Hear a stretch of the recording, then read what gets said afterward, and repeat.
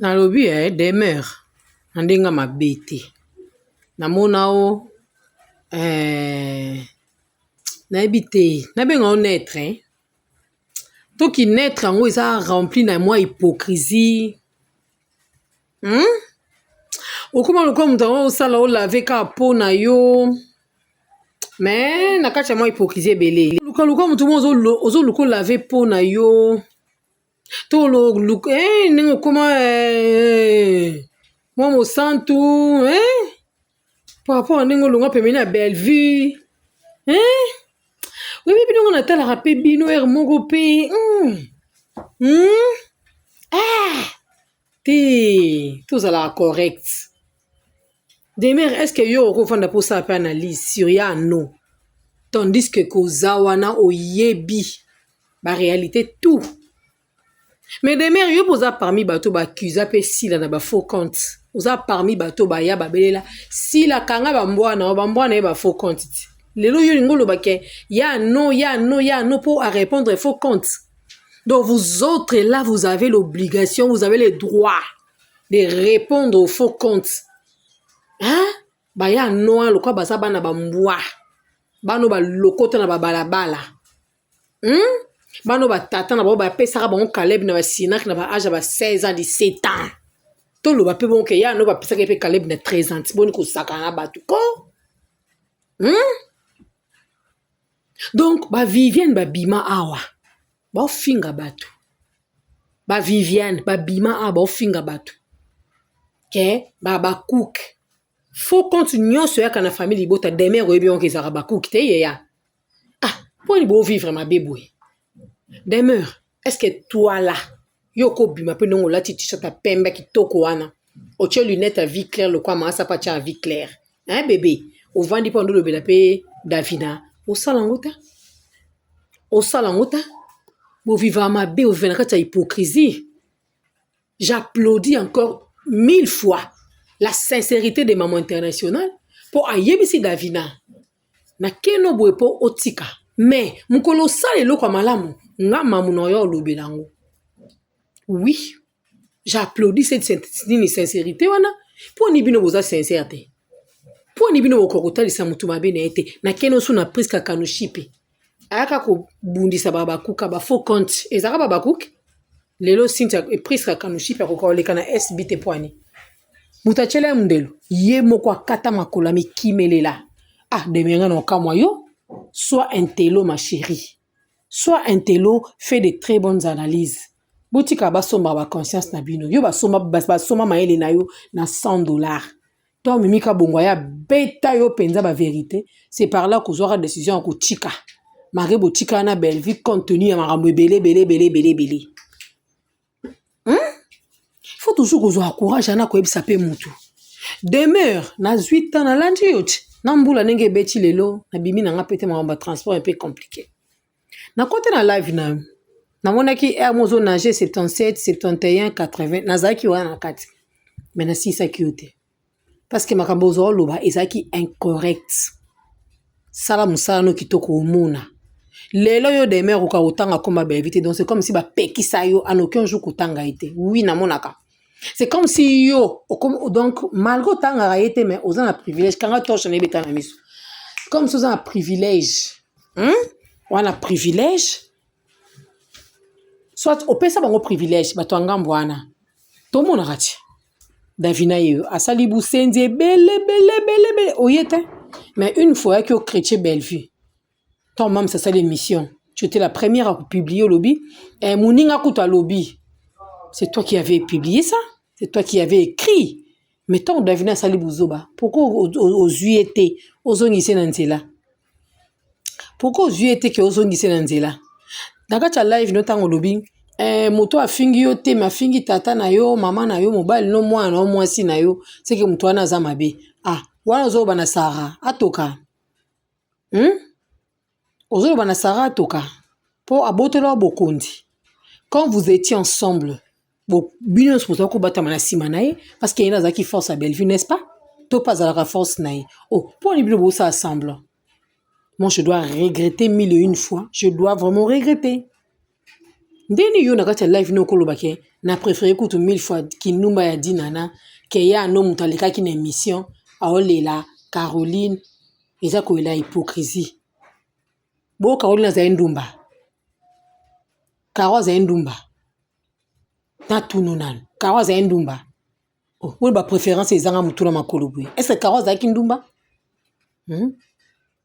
c'est que bino moyebi kindumba dina na bino mo aussi son kuna na kwa na bino Karo abengaki ndumba nani Karo azali ndumba na préféré donc batutu baleli ya sincérité kokoela ya Thérèse donc eza koela mo ya lokuta bo forcer asenga bino pardon pourquoi yo demain bato belé ozoki so lelisa osenga mo pardon yo do senga bato pardon David asali busendia asengi si la pardon akatani po yoki somo mais so ezana bato bo senga bato pardon demain les canons d'émission banda koloba nga pa demain le na avec sincérité na oyebisa bato ba ko senga bato ba pardon yo motanga komba ba vite comment otanga komba sila oui tu as parlé de sila tu as parlé tonton Jaco par rapport au scandale au bord créé yéna maman Esther que ce n'est pas bien et surtout que ce n'est pas les moments mais le reste pourquoi bolunga bo clouer Thérèse aboy pourquoi bolunga bo clouer Thérèse modèle bo comme c'est musendi bo saleni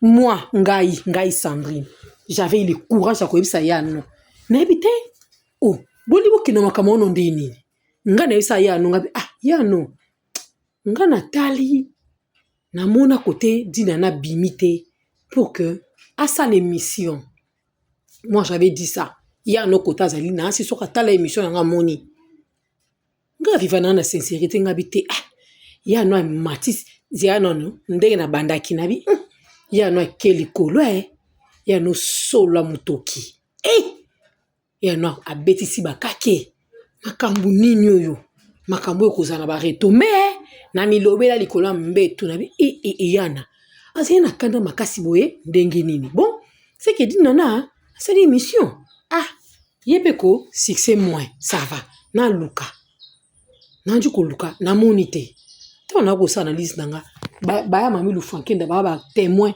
ba ya mami longo baza ba témoin ba abonné bele ba témoin na lobaki angabi na luke émission a dit nana na monité na monika ya no ndenge atomboki abeti si bakake mais na moni dit nana te mais ya no pas azobate j'avais dit ça de mère moi j'avais dit ça nabi mais ya no pas azobate tiana la kaka la mukabwe akoloba donc ya no ndako ko répondre faux quantité bino de boaka ko répondre ba faux compte pour ya no nde libende donc ce qui est beti et tout donc et beti ali et dendi non écoute akaipe ya no ebisi bino que nazaka sincère parce que na kana vrai compte nanga na kinana faux quantité ebisi bino ti aloba ki ngote ngata na émission alobi ngabi te ya dini nazali témoin ya fille moko ya groupe WhatsApp na ye mbia soki mbia te mbia wana zali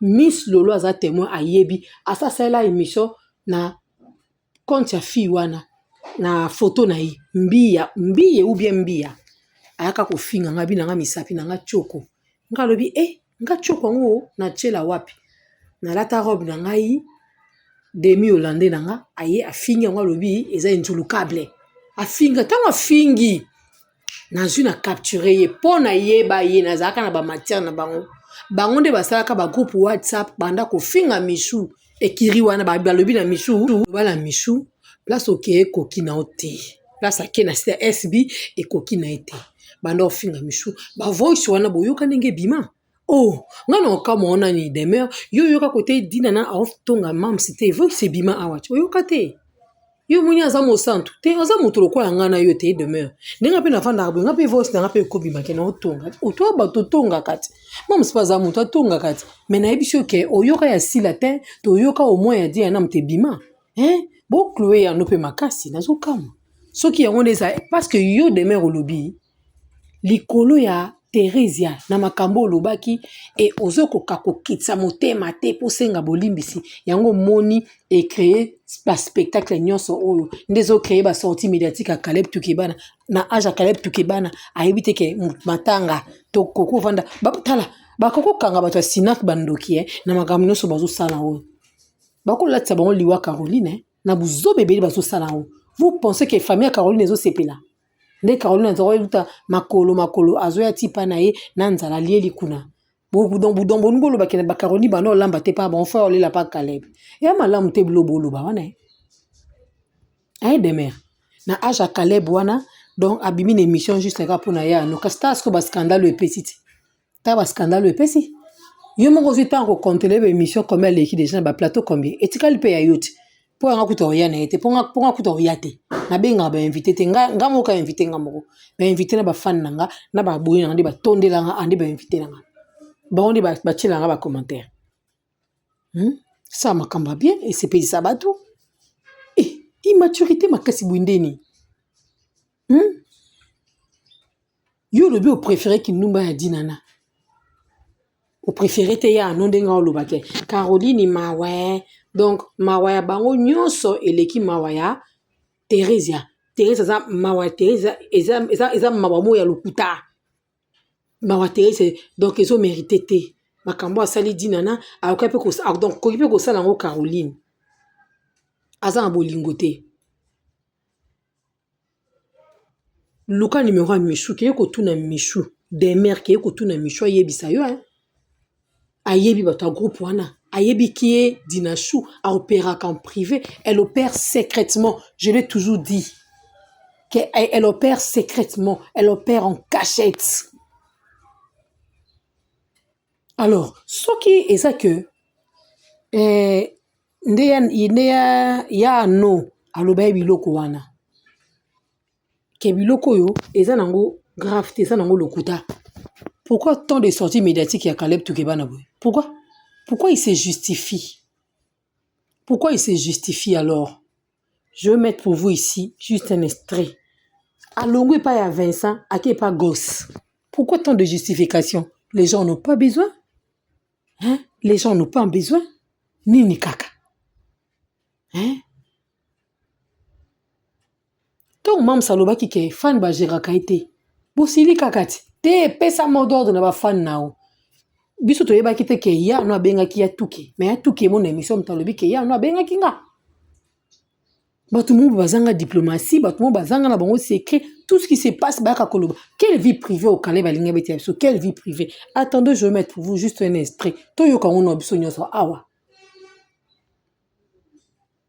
yemo déjà présent dans zo panza nuance so ki makamo ya no alobaki eza ba vie privée ka seza lokuta de Caleb alobi ke biloko aneza etalinga tiza biloko pam fatikati mais tango le ka c'est que tout acquis ya no ke ko timbula ba pota ake pesa place ça li passe preuve ya ndi nzo ko te mataki matanga ayo ka soni alors c'est soni pourquoi yo na analyse no osaka ote ya no makambo lobaki o détruire bana ya batadina na bana ba mwa loka mama biso akaso ba papa ebeli point nyozo kanga makana point wana tant que yemo dina choix ebike eza bongo te yemo Caleb ke ebike eza bongo te pourquoi yo kanga makana ngo pourquoi yo kanga makana ngo beta pe lisola Arline ni moka pesi mwana na komona etuke banati ya no pe kaka oh mais je dois regretter non comment façon yeli ya no weli ya no bien te ona ndimo mwasi atembe nanyo Demer Vandela Davina na live yebisa que tu es poli tande ba fingi papa fais ton travail ça la besoin courage na ya koloba soit tu es condamné yo zana pour condamner Teresa yo banda d'ailleurs yo lingano ya noté parce que yo banda ko finga Teresa banda ozana no kuna pas belle vue yo moko ba pekisa otanga komba belle vue otanga te poani yo ndoza ba bonne relation na belle vue donc yo quand si silence au gardant de ce que ça bien et puis quand silence ma bête ba bombe d'ailleurs on voit qu'il a qui da jeton na matanga o moto a créé trouble za Teresa en quoi ya no salaki aloué makambo c'est le cas avant ba bloquer chaîne nae avant et si là Caro ekokufa après alors lien ni ezali na liwa ya Caro na makambo ya no alobaki il y a aucun lien aucun quand je dis qu'aucun veut dire aucun lien ezate des mères Tika biloko zo salawana. Tika 2 poids 2 mesures, ce n'est pas bien. Sois correct, pour une fois seulement, sois quand même correct. Ce n'est pas gentil. C'est quoi ça comme histoire? Hein? Oui, on lobby ça en français dans boule les bêta. C'est quoi ça comme histoire? Dans le lobby peut bien. Eh, en français on pays du fond ensemble. Oh non. Hein? Bande de putain de merde. Nabi bien. Vous tu vas commenter qu'on a sur le lobby français ou bien. Oh, quelle exagération. Oh, mais non, franchement, non, non. Il s'en a raté. Eh? Oh. Vous battre, vous privilégié, on a kantangambo, on a kuna bazaba santu, allez, ya no de mosumuki. Donc, là, on y a créé que Kaleba les cannes émission, et ça pour na ya no, et ça buzoba kasi. Oui, on a fait un bengon qui ça buzoba. Oui, et ça pisa buzoba. Pour jamais. On a un les cannes émission va qui bongote. Non, les cannes émission va qui poigne. Non, les cannes émission va qui poigne. Non, ça n'a aucun sens. Hey, bon, c'est un channel au moins, un micro, hein. Na lukano parti one. Eh, na kamwe, demer, tika ya no. Biso baba cook, to vivre ba spectacle awa. Faut continuer ce zaka biso. Nous, on ne pouvait pas imaginer que na groupe WhatsApp ya nani ya dinana ba voice ezala oyo e fuita awa tozana bino ba témoin bolanda boyoka voice abela kute bima ozawana oyoka boni boye boni ba semble zanga nzoto boye mwana mama te to ça musala ngo correctement et ça peut bien et ça bien ngana yo condamné ya no vai ki ten no condamné ten pardon nga senga bino pardon poani. Ah, tu as dit que na sala le kaluba na sila ke pardon limbisa nga tonga kyo na sala kyo bo. Hein? Hey, pardon. Utika batu, kusi ana chila bino. To landa. T'as remarqué, ti lelo yo tout le monde a ba couloir te, mais balozi bazolo ba kufi sala makambo ya mabe kolé quand même makambo ya batu bazo mela ba bière. Kana makambo mabe silisa. Balobi Caleb, c'est ton nom na sina groupe ya nzambe. Mais toujours mon allélo, bah mais c'est là bazo bimisa ba vérité mususu. Oh bazo kinango plus loin. Donc ma belle mo laxani. Et Caleb a botisi fille moko ya théâtre a bombi les solo. Après maman moko ya théâtre ya lobi ngande mutu na poussa fille wana po abimisa secret que mono ya zalaka na ye aza mwana ya Caleb. Eza ba biloko oyoyo. Sala nzamba ko kusala ya moto. OK, merci. Tout d'abord na kokeno direct. Déjà, moi, je ne parle jamais de ma vie privée sur le rôle à Yozo, c'est fier na barimé. Yatuke. Tu ne parles pas de ta vie privée. Quelle est ta raison d'être dans ces plateaux de l'émission? Na plateau oyo, raison d'être na izani. Na plateau oyo, c'est une humiliation. Bravo Kofi Olomide, ndima na o papa. Pour ba chrétien on peut bango kaka. Ba kweya. Tu ne parles pas de ta vie privée. Qu'est-ce que tu es venu faire ici? Chez Willy Kayembe. Alors que tu étais chez Vincent. Kuno Lobby et Silité. Oyesu pas Willy Kayembe. C'est quelle histoire ça? Ce qui est qu'il y a un homme qui Arline. Arline, bimo loba lisula mwana mabeza a bombe poignet. Obimana bana batu wanga na bango. Obimana bana batu baso bana ba bomba bango en cachette. Ce n'est pas une bonne chose. Yo moni pe sindia puis misele pe Kofi mususu. Oye pa ya asana style Kayemi bale misatu. Zo bomba. Voilà, yo zo se fier na barimé. Vanda nango. Quelle rumeur? Sur la vie na ngati. Humiliation, hein? Kasi yo mutolobi, atanga ikomba mutute. Ngana betali sur la vie na ngati, atanga ikomba ngati. Na betali sur la vie na ngati. Oh. Alors, ce qu'on y a on atanga communauté. Pourquoi oso réagir Ernioso? Parce que yo le baki ke et tout il a intérêt à toucher dans ma vie privée. Soit atanga communauté. Pourquoi oso tanga combattre Thérèse à chaque fois? Ya no azalaka boete o regretter hein là tout a regretté ya no azalaki boete Thérèse ya ya no komi boe pona nini ya no pardon hein pardon sur la vie nanga ya ndako nanga on va parler. Aujourd'hui je suis un homme marié ma question tout nanga so na bando répondre ngo na respect pas moi sinanga te Arline ozomona lelo pa Caleb alobi ana soki on doit répondre à la question ya bana na bino et ça respect pour na ba ya moi si na été c'est un homme marié C'est un homme marié. C'est un danger pour vous autres là. Hein. C'est un danger. Parce que si c'est une vie privée, et que vous reconnaître bilo quoi nate, calmos, n'ayons le bâtin. Hein?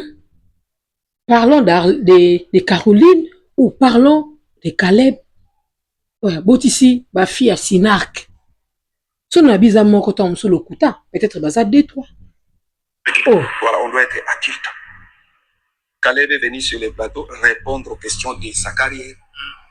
Et voilà, de Matanga. Oui, effectivement. Non, président, tu n'es pas venu pour répondre aux questions de Matanga. Bon, un an, si tu as la personne, Vincent, oh, kata, maman Esther. Non, maman Esther, on parle de Caroline. Non, ne m'arrête pas, s'il te plaît, je parle. Donc, au moins, tu vois vraiment qu'on s'en foutiste. Ma Caroline est à la binote. Si ma Caroline, on est côté à la binote, vous allez se comporter, modèle, vous se comporter. Est-ce que vous, là, vous avez vraiment des vies privées? Vous, là. Vous avez vraiment des vies privées? Vous. Non. Vous n'avez pas de vie privée. Hey. Sa carrière. Et voilà, de Matanga. Oui, effectivement, Nabotaki. Non, on affirme. On a lobby. Par rapport à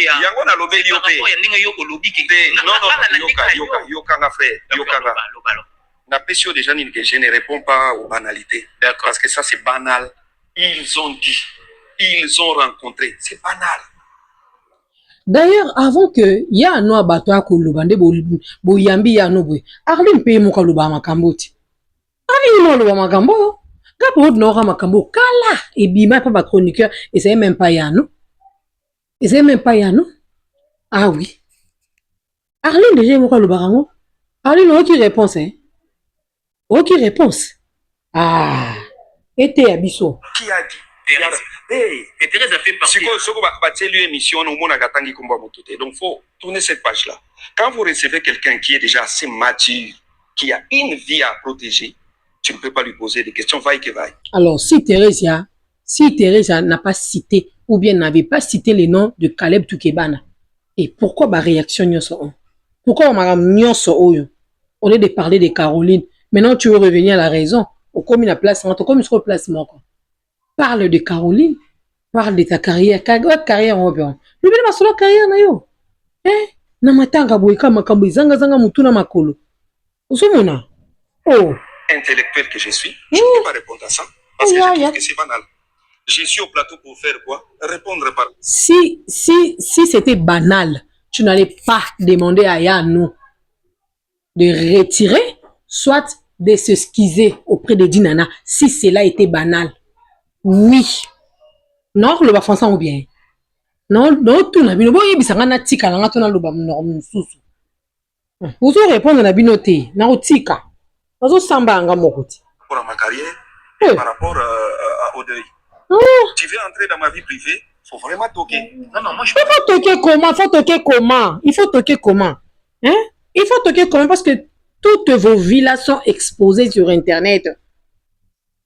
Toutes vos vies sont exposées sur Internet. Vous n'avez pas de vie privée. Vous n'avez pas de vie privée. Il y a un autre personne qui a lobby la vie privée parce qu'elle a appris. Parce qu'il y a un autre personne qui a appris. Oh, il y a une autre comme yo mouton les gars qui ont pardon. Et ça qu'on a marre comme on sait là il y a une autre mission de mère. Je peux partir au cassette. Au décortiquer parce que Arline a fait un enfant avec Caleb Kebana. Mais sa façon de parler, elle c'est que Ania moi na wana andima été. Et là qui ça? Ania aboyi. Alingite. Tu veux entrer dans ma vie privée, faut vraiment toquer. Non, moi je parle. Non. Frérot. Yo. Vie privée non na côté. Na côté vie privée na hôtel. Yango na tuna. Non, répondre à la question yo posé. Si même lui, Jésus, a dit nul n'est parfait sauf le Père. Pourquoi tu as dit ça? Frère, pose la carte. Et le monsieur le journaliste, laissez-moi te donner quand même le respect ou l'honneur. Mais c'est des journalistes. Est-ce ce genre de questions on peut poser ça dans mon tout cas publiquement? Ce genre de questions. Dans mon tout pays, les Caleb, on a terminé en qui? Donc, directement, vous allez sentir une différence entre émission et émission à Vincent. Parce que chez Vincent, au début, il a commencer avec moi, ma solo à Caroline. Hein? Raison d'être à Caleb na Platon et Zani. Pour nous liwa Caroline te. Pas question bana babotisa banani banane. Pourquoi? Tout ça là parce que Thérésia a dit un mot. Et piqué, hein? Et piqué, hein? Ya no aboyi molimo ya faux compte na vie na ye. Abeti masasi. Parce que baronde babandaki. Ya no alekaki na émission demeure tu le sais bien. Ya no alekaki na émission batuni makamba production bato bandana poto. Elle avait répondu. Comme elle n'avait pas cité le nom de Dinana, c'est par là que tout a commencé, ma chérie. Renseigne-toi. C'est par là que tout a commencé. Tant que bandi bongo, ne moi bandi ko sait ba vidéo, bandi ko finga, ya bengi ya tuke. Et siri, ya tuke bio non, il faut laisser tika kaka. Même si ya tuke ya ki, ne ti le ngé continuer. C'est ya no ya qui a répondu qui t'a bête qui bilo côté. Elle nga qui continuer. Je n'encourage pas. Mais aza mutu asuki alembi atalte na beta ba ça c'est calculé monte que respect kota et ça va genre ba ça c'est calculé oyo Caleb Tukeba n'a pas là la muki comment le non comme je parle bien avec Davina pour c'est comme ça même ça peut maman tu dois présenter des excuses auprès de Davina tu vois que tu as mal agi sortir comment les photos de sa famille tout ça là tu as parlé de l'histoire de sa famille ici sur la toile, voilà, machin, des trucs là.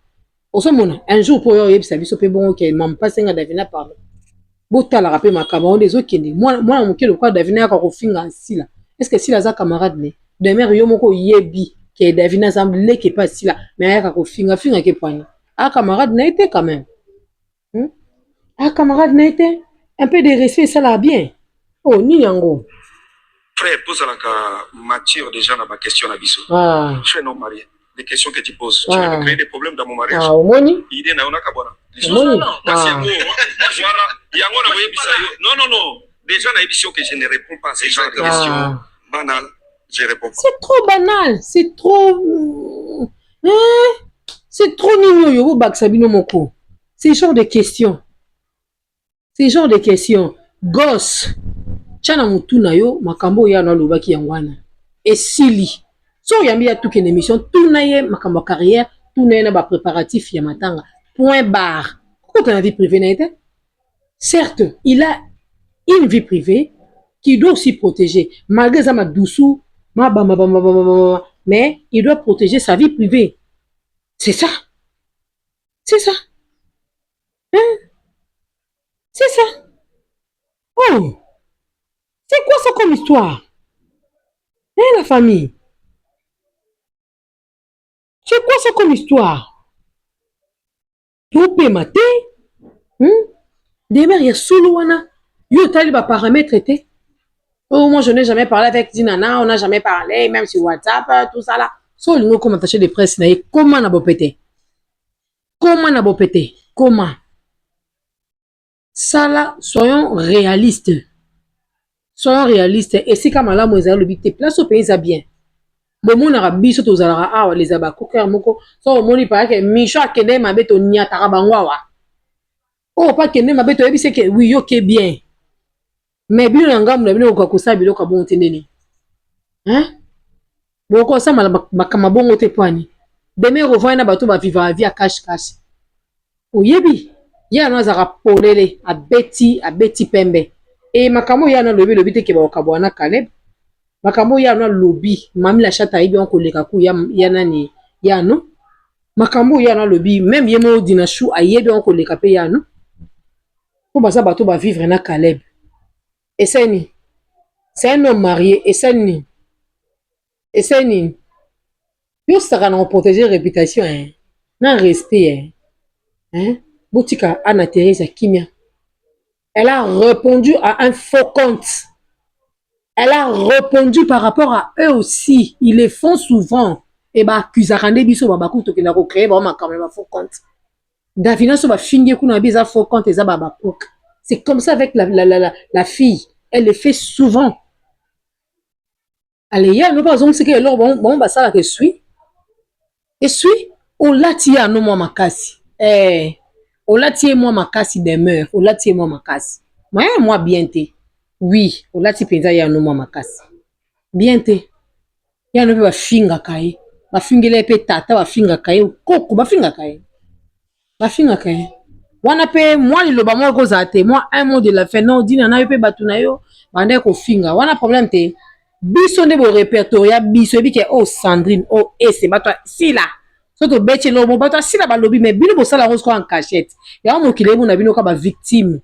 Mokili mo na bino ka ba santu bana miki ba bébé ba bi mibali te bandoki. Bolongwa, bolongwa. Bolongwa, pas bolongwa. De méchantes personnes. De méchantes personnes. Ba poussara muntu ta ke senga bolimbisi na makasi. Bolobi ya no za mona pasteur mukongoli mo nzambe toucher. Bo sambela pe toucher. Bo sambela toucher, so e toucher oya. Au sengai. Maintenant ndimi na te ko senga. Et touché 14 heures déjà. Encore tu rentres à Boutou, pardon, ma casse est mbula pe bête. Non, non, non, non, non, non, non, non, non, non, non, non, non, non, non. Zoua nyonso, ndé bana comprendre que wata sinak bolinga pe ya noté. Po bozuite. Po bozuite, koza peme na sila. Eza lo koza peme na fachi, et soit kabino, na monyango. Vous avez une vie à protéger. Vous avez une vie à protéger. Donc, demain, on va aller c'est parce que tika ba le kalika na bémission ana, eza parce que ya un homme ta semé biloko. Mais koto ye moka lobi ke eza ba bêtise, eza makamba pa ma futilité. Si ce sont de futilité, mais pourquoi tu passes dans des émissions? Pourquoi tu passes? Pour chaque fois les kaba tout nous question, nous répondre. Chez Vincent, tu as bien répondu. Chez Leketu, tu avais très bien répondu. L'autre place, nous sommes l'équipe, tu as très bien répondu. Non, comme si au côté à la famille, on n'a pas répondre un peu, si c'est bon, touche à nous aussi, mais ça va. Mieux vaut se taire, ou là, les cannabis mission. Mieux vaut se taire. Les silences, à puissant, et casse. Silence à puissant. Première fois dans le monde, bato ba manka bato ba respect donc ba senga ba honte ba senga pardon première fois na mona penza muto manke mutu respect na mona te donc bato ba manka bato awa na mona non te au président groupe d'ailleurs na mona bino ne botambola na bato wana ba fingi sila bokangi na bato na photo ba fingi sila bozui da costa botamboli boke boluki gesho boke boluki duche botemi na bango po sila yo kapasi mais lelo bozo courage au lobaya ya no apelisi moto so moni be plein libala ya tuke kuna makambo eleka bien te po ya tuke pa et pas ma béni pas moi sinaye abisa e moi sineke azana bana ka misato esili ya tuke na vine ka 3 boluka tata bana bino lero ya tuke na vine 3 seulement 3 Ali yom to betra betra lobaya tuke aza vivant ça les fois boke ça Aden tant qu'il est encore vivant. Pour moi, on a porté atana portier à mon tour, to piné, bon pied été. Là, tu as ligné na bilo côté. Là, tu as ligné na bilo côté. Lisa no bosala ngo bien bokina rola na bokina robota. Mais erm to wanga na boya. C'est grave hein.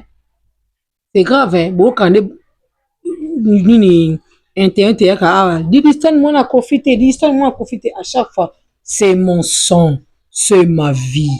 C'est ma fille, c'est mon choix. Il y a personne qui dit tout qui na faille pas le ba oui c'est mon fils.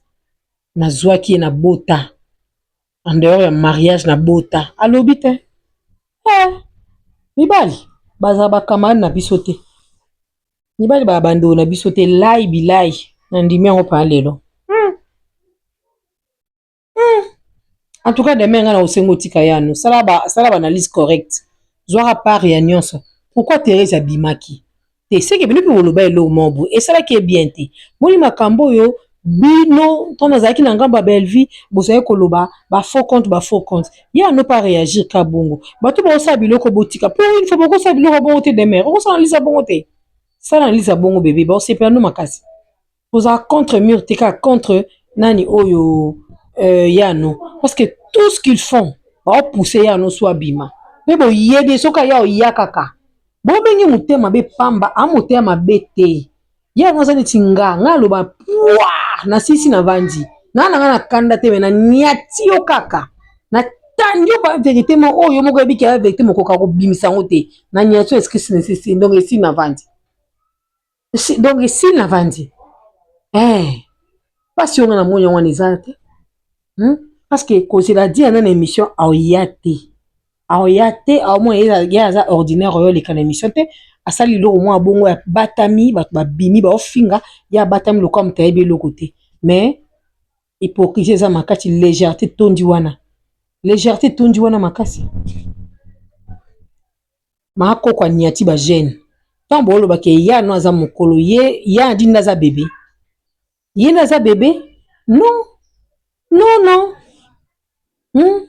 bon ça bien bon et puis que bon lobby belle mais là c'est bien juste après quand enterrement Caroline héritier écoute non et donc comme sous programme n'écoute ya non mais o ko loba man internet pour na kaka ba réaction ba na groupe Sinak misu baza kuna na ba live ba olela ba boza buzo ba penza